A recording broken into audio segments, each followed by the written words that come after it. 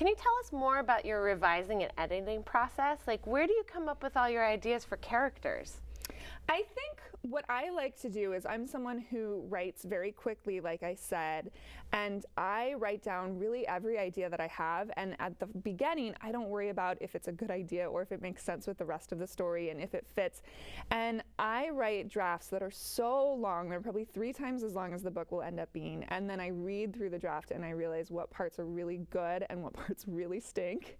And then I take out the parts that stink and I try to make the other parts better. So for me, it's a lot of brainstorming and just throwing things at the page and seeing what sticks. Well, give us an example from A Tangle of Knots.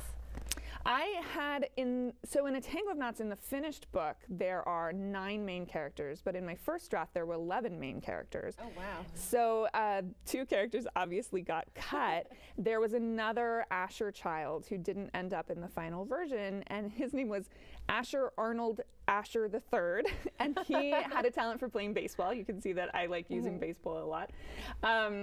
And I ended up cutting him because I realized that he didn't need to be in the story, that there were other characters whose storylines were so similar to his that it didn't make sense for him to be there too. And I had another character named Juan who I loved, but I ended up cutting for similar reasons.